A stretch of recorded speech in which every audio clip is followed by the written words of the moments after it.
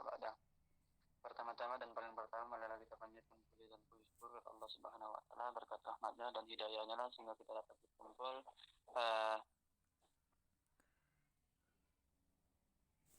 di tempat kita diberikan kesehatan, dan mudah-mudahan teman kita yang belum bisa bergabung mudah-mudahan diberikan oleh Tuhan kesembuhan secepatnya agar bisa kembali bergabung dengan kita. Tidak lupa juga salawat pada junjungan kita Nabi Muhammad SAW yang telah membawa kita dari zaman jahiliyah menuju zaman terang menerang, dengan kata lain minazulumati ilal nur aw ila siratim mustaqim. Pada kesempatan kali ini saya akan membawakan tentang landasan pengembangan kurikulum pendidikan agama Islam yang menjadi latar belakang penulisan ini, yakni adalah kalau kita perhatikan bahwasanya mungkin setiap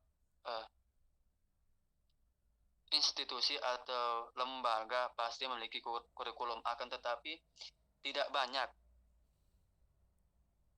Bahkan mungkin di sebuah lembaga-lembaga dalam menyusun kurikulum tidak memperhatikan apa sih yang harus berada dalam kurikulum tersebut, sehingga terkadang dalam sekolah tersebut terjadinya monoton, tidak ada perkembangan dalam pendidikannya, seperti itu aja. Ya mungkin asal berdiri, akan tetapi tidak tahu menahu mungkin mungkin ada tujuannya ada, akan tetapi tidak sekokoh ketika adanya kurikulum yang baik gitu. Selanjutnya yang menjadi masalah ini yang mengapa kurikulum memerlukan landasan. Yang kedua, seberapa penting sih landasan dalam pembuatan kurikulum. Yang ketiga, apa saja landasan pengembangan kurikulum. Mungkin tujuan penelitiannya sama seperti itu. Yang pertama, mengetahui perlunya landasan dalam kurikulum. Yang kedua, mengetahui pentingnya landasan dalam pembuatan kurikulum. Yang selanjutnya, mengetahui berbagai macam landasan pengembangan kurikulum. Yang pertama, pengembangan kurikulum. Pengembangan kurikulum, kalau kita perhatikan definisi dari perkembangan, yakni adalah menunjukkan kepada suatu kegiatan yang menghasilkan atau suatu cara yang baru. Itu namanya perkembangan. Jadi ada perubahan di dalamnya. Sehingga dapat kita artikan bahwasannya pengembangan kurikulum yakni adalah sebagai proses perencanaan, membangun, menerapkan dan mengevaluasi peluang pembelajaran yang mana diharapkan untuk menghasilkan perubahan dalam belajar, begitu.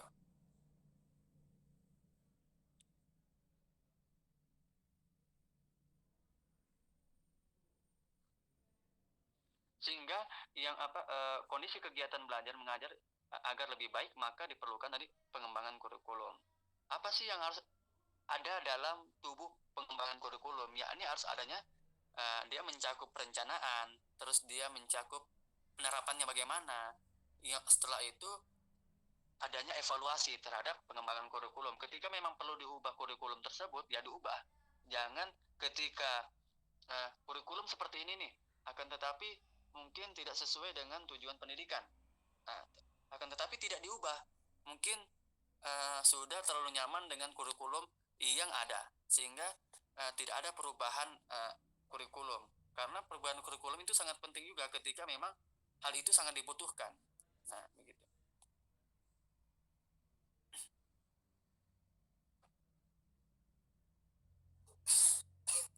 Selanjutnya, yakni adalah tujuan pendidikan agama Islam. Perlu kita membedakan bahwasannya ada tujuan pendidikan, ada tujuan pendidikan agama Islam. Ketika kita berbicara tentang tujuan pendidikan, maka dia hanya menitik beratkan kepada pemanfaatan hidup manusia di dunia, mungkin yang sifatnya sementara, mungkin sebatas hanya pengetahuan.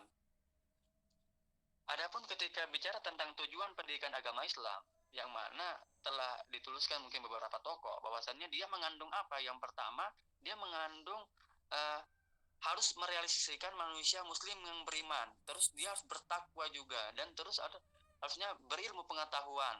Terus dan dia juga harus mampu mengabdikan dirinya kepada sang kholiknya dengan sikap dan kepribadian bulat, menyerahkan diri kepada Allah dalam segala aspek kehidupannya dalam rangka mencari keriduannya.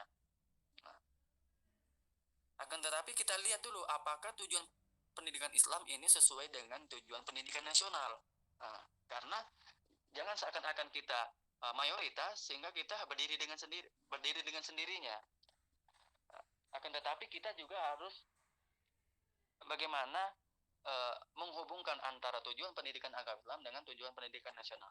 Nah, yang mana dikatakan bahwasannya tujuan pendidikan nasional itu ialah mencerdaskan kehidupan bangsa. Yang kedua, mengembangkan manusia Indonesia seutuhnya. Bagaimana? Dengan cara beriman, bertakwa kepada Tuhan Yang Maha Esa, berbudi pekerti luhur, memiliki pengetahuan dan keterampilan, sehat jasmani dan rohani, kepribadian yang mantap dan mandiri, dan memiliki rasa tanggung jawab kemasyarakatan dan kebangsaan. Sehingga kalau kita melihat definisi seperti ini, maka tujuan pendidikan nasional dan tujuan pendidikan agama Islam ini adalah sangat sesuai yang telah dirancang oleh mungkin kementerian gitu.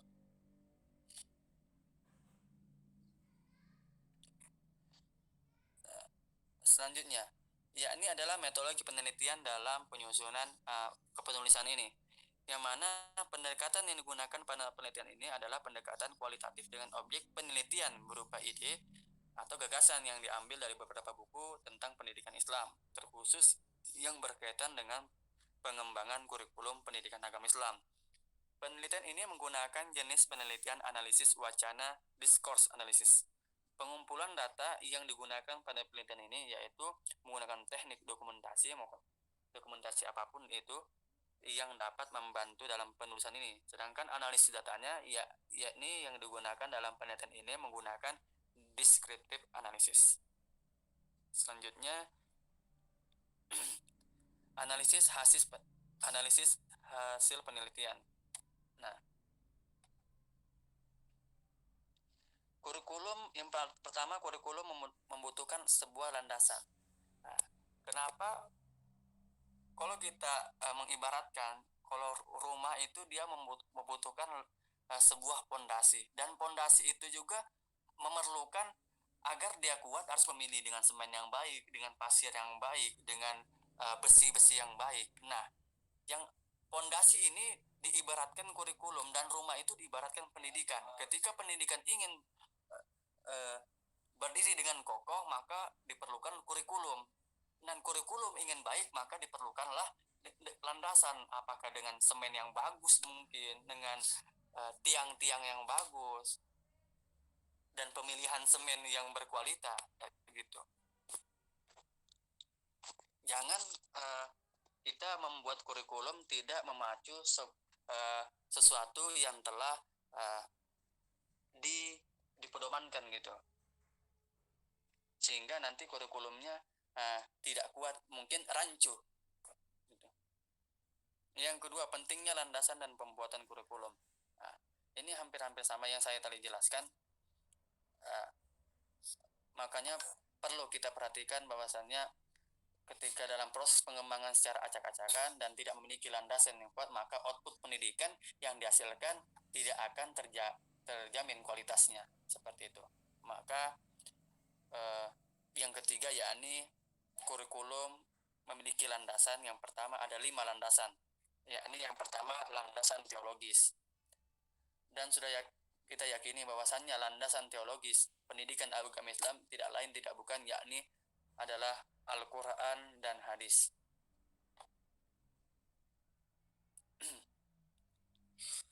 Yang mana akan tetapi kita juga harus memperhatikan tadi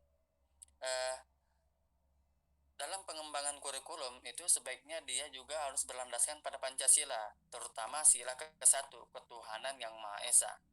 Karena kita hidup di Indonesia, maka kita juga harus memperhatikan Pancasila, yakni dengan Tuhanan yang Maha Esa. Yang mana di Indonesia menyatakan bahwa kepercayaan dan ketakwaan terhadap Tuhan yang Maha Esa sesuai dengan agama dan kepercayaannya masing-masing individu. Dalam kehidupan dikembangkan sikap saling menghormati, bekerja sama, antara pemeluk agama dan penganut kepercayaan yang berbeda. Sehingga kalau kita lihat contoh saya studi kasusnya yakni di Pondok Pesantren Al-Wafa, yang mana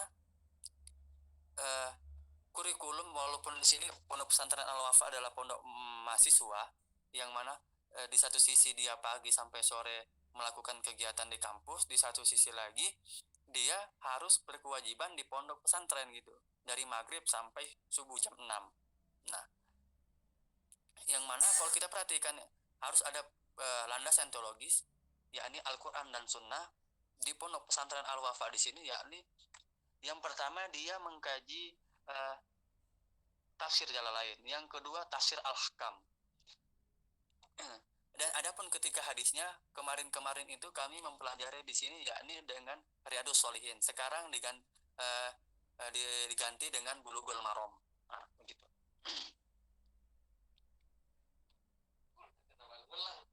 Selanjutnya landasan filosofis, yakni kurikulum harus memperhatikan yakni filosofis itu dengan kata lain falsafah ya, baik falsafah pengembangan atau falsafah lembaga pendidikan dan falsafah pendidik.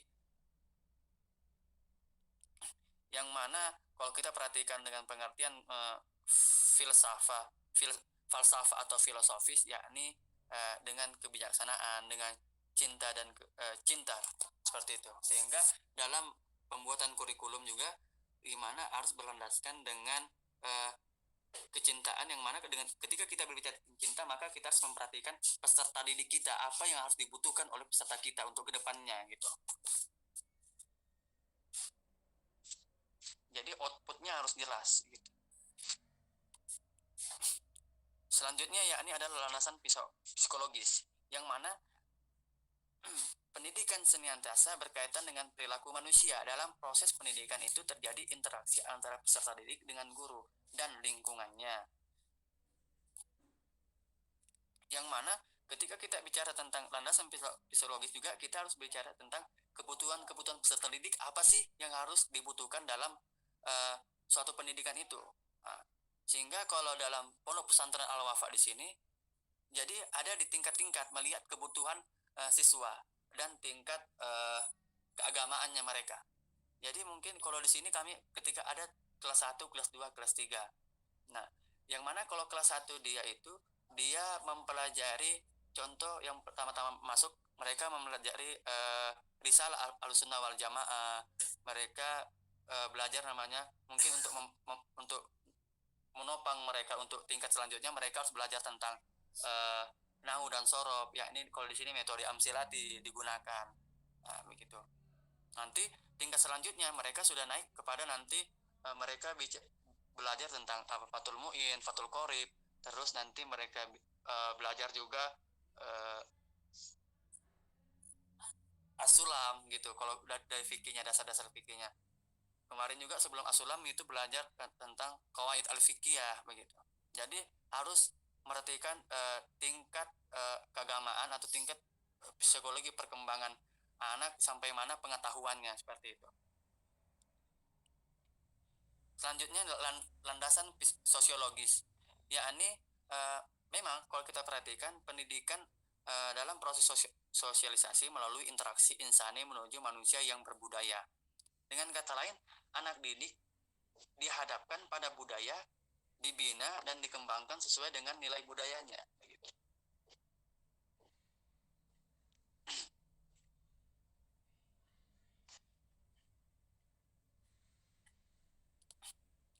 Dan kalau kita perhatikan juga, mungkin ini terkait dengan sosial, yang mana kalau dalam memang pendidikan harus menyiapkan anak didiknya untuk hidup secara wajar sesuai dengan pengembangan sosial budaya masyarakatnya ketika nanti keluar. Makanya kalau di sini di Al-Wafa di sini dia dari semuanya ada. Di sini ada dari Kalimantan, ada dari Sumatera, ada Padang, ada dari Bangka, mungkin ada, bahkan ada Papua pun ada. Jadi jadi ketika mereka terhadap mungkin sudah keluar di dunia kerja, mereka tidak asing lagi dengan ketemu orang-orang yang baru gitu. Dari bahkan ya di sini banyak orang-orang yang dari luar kota, bahkan Sundanya pun bisa dihitung jari mungkin kalau dari laki-lakinya. luar. Selanjutnya yakni dengan landasan teknologis, yang mana kalau memang kita perhatikan teknologis pada hakikatnya adalah penerapan ilmu pengetahuan. Nah, yang mana ketika bicara tentang teknologis, produk teknologi tidak selalu berbentuk fisik seperti kayak komputer misalnya atau televisi, radio dan lain sebagainya lah. Tetapi ada juga non fisik yang seperti prosedur pembelajaran, sistem evaluasi, teknik mengajarnya seperti apa dan sebagaimana. Kalau kita lihat Pondok Pesantren Al-Wafa, memang kalau contoh lah sistem evaluasinya, yang mana kalau sistem evaluasinya kalau kemarin itu sebelum naik tingkat harus dites dulu apakah memang layak atau tidaknya, gitu.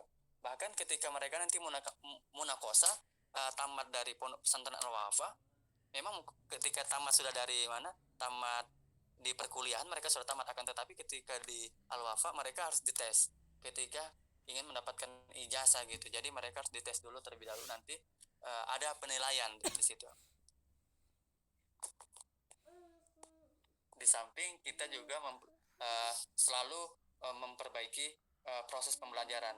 Jadi di sini dulu tuh masih mengambang, ini pondok pesantren ini kan biasanya suatu pondok pesantren itu memiliki ciri khasnya. Dulu tuh belum ada. Sekarang itu baru-baru sekarang baru 2 bulan 3 bulan yang lalu pembentukan mungkin kurikulum baru, yang mana pondok pesantren Al-Wafa ini lebih mengarahnya kepada ke fikihnya, karena pengajar-pengajarnya banyak berasal dari memang S1, S2, S3-nya itu kebanyakan dari background-nya fikih begitu, sehingga untuk dimudahkan pada fikih agar santri-santrinya ketika terjun ke masyarakat, ketika ditanya sesuatu juga mungkin lebih mudah menjawabnya, seperti itu. Mungkin hanya itu yang dapat saya sampaikan. Mohon maaf ketika banyak salah, dan ketika ada manfaat maka itu datangnya dari Allah Subhanahu wa taala. Sekian dari saya. Assalamualaikum warahmatullahi wabarakatuh. Waalaikumsalam warahmatullahi wabarakatuh. Terima kasih Pak Muhammad Rahim yang telah memaparkan materi. Baik rekan-rekan sekalian, barangkali kita akan buka season diskusi di pagi kali ini. Boleh barangkali yang pertama jika ada yang ingin menambahkan atau mungkin mengkoreksi dari pemateri 1 dan pemateri 2, atau mungkin yang ingin bertanya. Saya dipersilahkan, Mangga.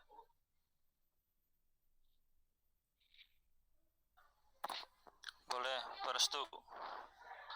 Mangga, Pak Sofyan. Mangga. Ya, siap. Oke. Bismillahirrahmanirrahim. Assalamualaikum warahmatullahi wabarakatuh. Bismillahirrahmanirrahim. Wassalamualaikum warahmatullahi wabarakatuh. Izin bertanya, tapi Mangga, Pak Sofyan. Ini saya baru baca yang makalah pertama ya Pak Restu, tapi memang awalan mah mirip-mirip, cuman di akhir itu kalau dilihat di PPT yang ditayangkan, materi akhirnya itu berbeda ya. Kalau di makalah yang pertama itu jenis-jenis kurikulumnya lebih sedikit, kalau yang di akhir lebih banyak. Nah, kalau makalah pertama itu saya baca ada yang namanya jenis kurikulum itu broad-based kurikulum. Nah, kalau misalkan di yang kedua tuh kalau nggak salah nggak dicantumkan ya di PPT. Nah, kalau disandingkan gitu ya, sebenarnya broad-based kurikulum itu kalau di sejarah kurikulum perkembangan di Indonesia tuh ada atau tidak, di tahun berapa kalau misalkan pernah ada gitu ya. Kemudian sebenarnya broad-based kurikulum itu cocoknya di model sekolah yang bagaimana atau materi yang kayak gimana gitu Pak Restu.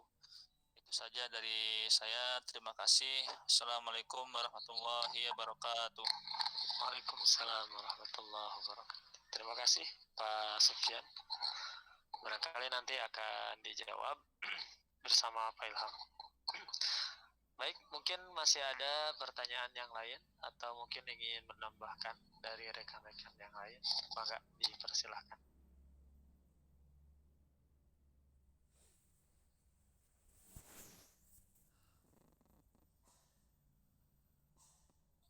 Izin bertanya. Mangga Pak Anwar, mangga lebet. Ini saya baru beres ngawas, Tapi sambil mendengarkan tadi Iya, siap. dari Anwar. Pak Muhammad Rohim ya, tadi kemudian sudah mempresentasikan tentang kurikulum di pesantren ya di awal Pak itu. Studi kasus bukan Pak Muhammad Rohim? Pak Rohim? Mohon Pak. Landasan teologi tadi ya, landasan teknologis dan sebagainya. Saya ingin bertanya, itu ciri khasnya apakah tentang kalau landasan teologis itu berkaitan dengan itu ya, ayat Al-Quran, hadis, kemudian kitab-kitab salaf. Nah, apakah kecenderungannya ke arah sana ada inovasi ke teknologinya? Misalnya ada pengajian dengan streaming di YouTube, kemudian menggunakan siap. baik. Bagaimana di awal Pak itu? Terima kasih. Siap Pak. Nuhun Pak Anwar. Mohon. Ya, terima kasih Pak Anwar telah bertanya kepada Pak Rohim. Mungkin barangkali biar menjadi ganjil rekan-rekan sekalian. Satu lagi.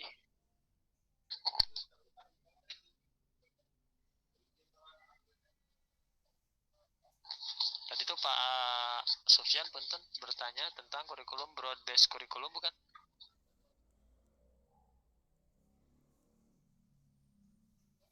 Pak Sufyan.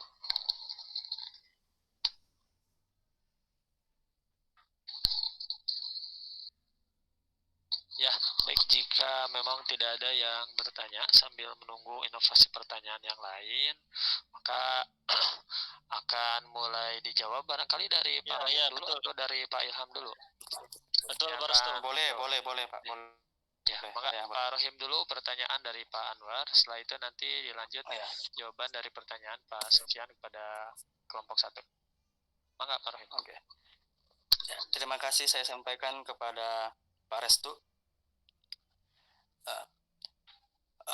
Ketika bicara tentang ini landasan teologis, memang itu kami landasan teologis memang ke Al-Quran dan As-Sunnah, yang mana ketika pengajiannya di sini memang yang pertama kalau Al-Quran itu kami mengambil dari tafsir Jalalain sama tafsir Al-Ahkam begitu, karena memang jadi di sisi lain untuk kita mengkaji tafsir Al-Ahkam, di sisi lain juga tafsir Jalalainnya. Ketika hadisnya kita mengambil Riyadhus Shalihinnya sama yang kedua Bulughul Maramnya. Dan pertanyaan tadi Bapak, apakah memang ada kayak inovasinya seperti menggunakan YouTube atau enggak? Memang kalau di sini karena kebanyakan santri sudah pada hadir di sini, jadi dan ada juga yang masih di rumah, jadi kami menyediakan gitu. Ada yang di sini, ada yang Zooman gitu. Dan ada juga yang telah mungkin teman-teman juga boleh mengikutinya, nama YouTube-nya itu Fahmi Hasan Nugroho itu.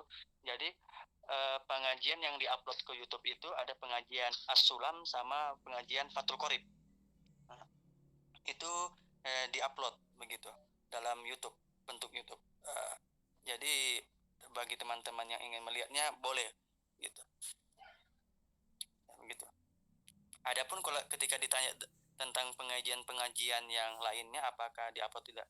Untuk saat ini masih belum, yang baru diupload itu baru pengajian 2 ini, yakni As-Sulam sama Fathul Qorib begitu. Terima kasih. Begitu Pak Anwar. Mungkin ada ini tanggahan sedikit. Mangga Pak Anwar atau teman-teman yang lainnya. Itu pesantren ada itu kan ya lembaga formalnya di SMA, SMK atau kalau ini pesantren doang Pak, khusus mahasiswa memang. Jadi kalau kegiatannya itu kan memang kalau mahasiswa itu memang dari jam 7 atau jam 6, bahkan juga mereka berangkat kuliah nanti dan itu wajib mereka sampai sini ikut pengajian. Jadi karena pengajiannya di sini habis maghrib dulu, habis isya dulu Pak. Sekarang habis maghrib pengajian habis itu nanti mungkin tetangga-tetangga sudah azan, kami belum masih ngaji gitu sampai setengah 8 ngajinya. Bahkan ada satu pengajian kitabnya itu kitab Adabul Alim wa Ta'alim itu karangan Syekh Hadatus Syekh, yang mana itu pengajiannya kadang-kadang sampai jam 9 bahkan begitu. Karena ya tergantung dari pengajarnya gitu, ustadz-ustadznya gitu. Habis itu baru sholat berjamaah, terus nanti subuhnya juga seperti itu, ada pengajian-pengajian kitab-kitab tertentu yang telah dirapatkan, dan itu sesuai tingkatan juga, dan itu di absen juga Pak, walaupun kami sudah mahasiswa tetap di absen gitu. Nanti dievaluasinya per 2 bulan begitu. Ya begitu Pak. Iya, kirain gitu kan. Di sini ada beberapa yayasan di sini, selain pesantren juga membuka, ada santri kholapi. Kalau kholapinya berarti santri tapi dia juga sekolah yang harus sekolah. Oh itu ya pesantren seperti universal gitu ya? Ya mohon Pak, mohon seperti itu. Oh mantap. Nah dia juga itu kitab Adabul Alim wa Muta'alim itu ya, karya Hadratus Syekh. Mohon Pak. Bagus ya tuh. Ya mohon. Alhamdulillah. Dan di sini kalau kitabnya Hadratus Syekh ada 2 dipakai, Risalah Ahlussunnah wal Jamaah sama Adabul Alim wa Ta'alim. Oh mantap. Siap. Sebelum kurikulum baru kami menggunakan kitab Ta'lim wa Ta'lim gitu. Sekarang diganti dengan kitab Adabul Alim wa Ta'lim gitu Pak. Oh mohon hatur nuhun. Hatur nuhun juga Pak. Ya, baik, terima kasih Pak Rohim dan Pak Anwar. Mungkin kita lanjut di pertanyaan pertama tadi terkait dengan pertanyaan Pak Sufyan tentang broad-based curriculum. Ya, bangga Pak Ilham mau mencoba menjawab. Halo Pak Ilham. Baik, jadi rekan-rekan sekalian bahwa broad-based curriculum itu kalau saya lihat dari sumber lain bahwa itu merupakan salah satu pendekatan pengembangan kurikulum. Ya, jadi bahwa metodenya adalah itu, pendekatannya adalah broad-based curriculum. Dan memang ada beberapa pendekatan kurikulum yang tidak saya sampaikan pada makalah. Itu pendekatannya ada 2. 1, kompetensi tidak semata-mata diartikan sebagai kemampuan melaksanakan tugas.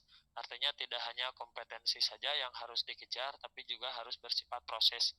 Yang kedua, itu tadi tentang broad-based curriculum. Atau jadi tidak hanya diartikan sebagai berbasis luas yang menunjuk pada pemberian dasar-dasar kejuruan yang lebih lebar agar tamatan dapat bergerak secara leluasa dari satu keahlian ke keahlian lainnya dalam satu bidang keahlian yang sama.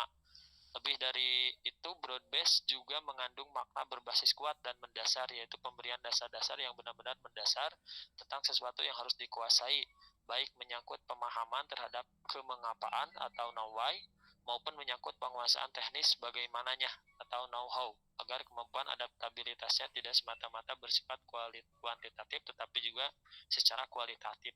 Jadi broad-based kurikulum itu adalah salah satu pendekatan dari pengembangan kurikulum. Itu mungkin saja dipakai dari mulai kurikulum 1947 sampai kurikulum 2013 karena itu adalah dasar dari pendekatan untuk pengembangan kurikulum. Jadi bagaimana kurikulum itu harus sangat mendasar pada siswa, bagaimana pembelajaran itu harus sangat dikuasai oleh siswa, bersifat pengetahuan, sifat, dan praktek. Itu dasarnya adalah broad-based kurikulum. Adapun jenis-jenis kurikulumnya adalah yang tadi saya sebutkan, mulai dari kurikulum 1947 sampai kurikulum 2013 edisi revisi 2017. Dan isu-isu sekarang bahwa tahun depan juga akan diganti dengan kurikulum paradigma baru, tentu itu juga pengembangannya berdasarkan yang 2 tadi, yaitu kompetensi tidak semata-mata diartikan sebagai kemampuan, dan juga yang kedua broad-based kurikulum. Baik, itu saja mungkin Pak Sufyan. Bagaimana dengan jawabannya? Mohon maaf jika sedikit berbelit-belit. Baik, berestu, siap. Paham berestu. Atur nuhun berestu. Ya, alhamdulillah. Baik, barangkali dari rekan-rekan yang lain. Mangga dipersilakan, kita masih punya waktu sebentar lagi sampai menjelang duhur, sekitar 6 menit lagi. Saya bingung ini tentang pendidikan Indonesia, gonta-ganti kurikulum terus. Ya, bagus Pak Anwar. Jika Pak Anwar merasa bingung, berarti Pak Anwar termasuk yang memikirkan. Yang tobatnya kan dulu ya. Iya. Sekarang ada kurikulum paradigma baru. Sebelumnya kurtilas, kurikulum tidak jelas. Paradigmanya ada KTSP dan sebagainya. Ada KBK namanya. Berbasis kompetensi dan seterusnya sebelum lagi. Nah ini menjadi permasalahan mungkin ya.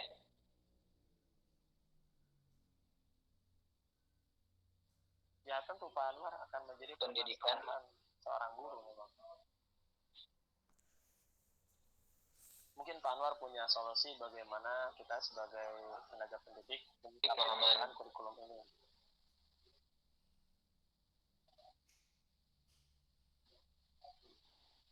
Dari teman-teman mungkin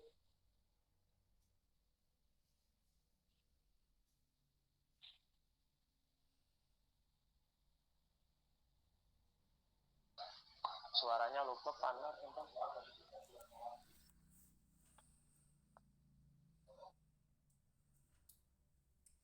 berkaitan dengan kondisi guru itu cenderung kepada seperti adanya proyek PPG sertifikasi, cenderung kepada bukan peningkatan kompetensi. Dan orang guru yang sudah PPG pun ternyata tidak menjamin kompetensi dalam pengembangan kurikulum, dalam pelaksanaan kurikulum. Jadi di Indonesia mah hanya proyek-proyek aja, proyek penggantian kurikulum KBK, KTSP, Kurtilas, paradigma. Itu proyek-proyek mereka aja. Mungkin ini hanya sebatas spekulasi mungkinnya dari saya berkaitan dengan itu. Karena orientasinya hanya bukan hanya materi ya. Ujung-ujungnya adalah uang begitu. Semuanya. Tapi tidak kalau menurut saya mah siapkan dulu kurikulum yang bagus Pak Anwar ya. Menciptakan kurikulum yang bagus. Ya, karena kan gak jelas gitu kan kurikulum di Indonesia ini gonta-ganti terus. Tugas kita adalah kita menciptakan kurikulum yang bagus nanti setelah siap kita yang jadi pejabat gitu. Terus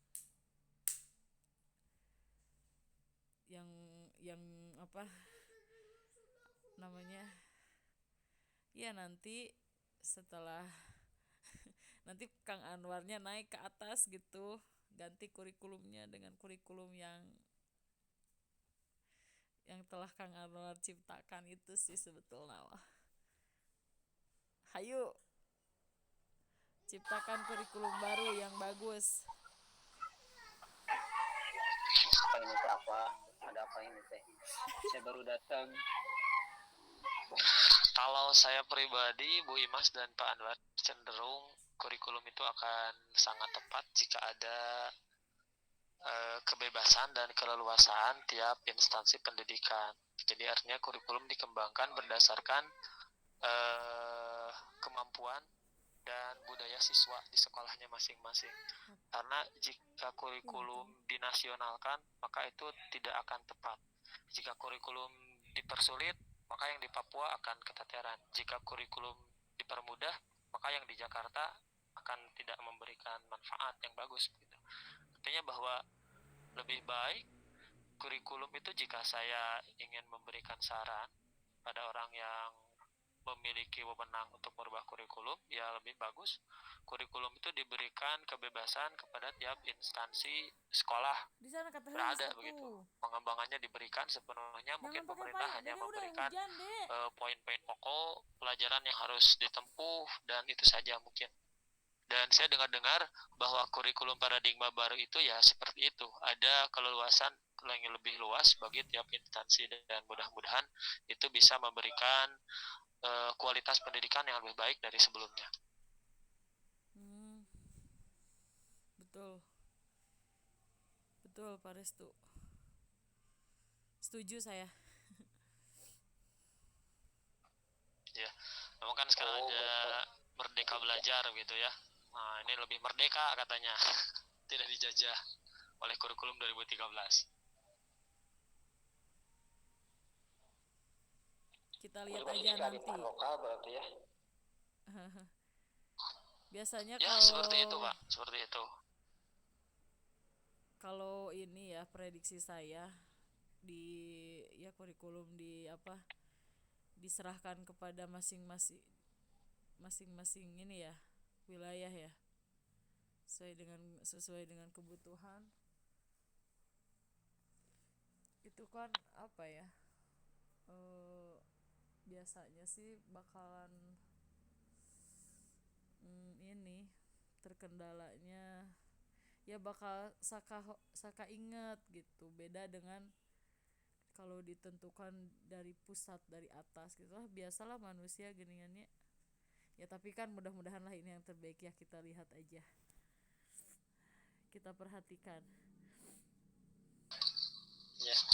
Baik, barangkali dari rekan-rekan yang lain ingin menambahkan atau bertanya kembali, tapi jika tidak, mungkin karena waktunya juga sudah hampir habis, maka akan disimpulkan oleh pemateri pertama dan pemateri kedua. Mangga, apakah masih ada?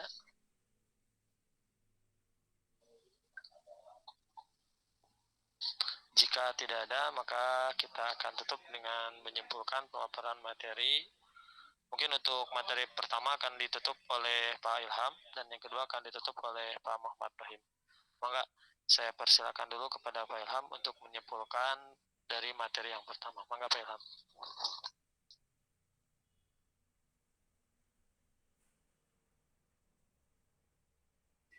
Halo Pak Ilham.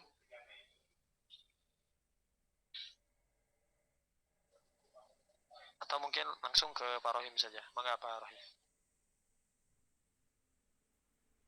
Oke, bismillahirrahmanirrahim.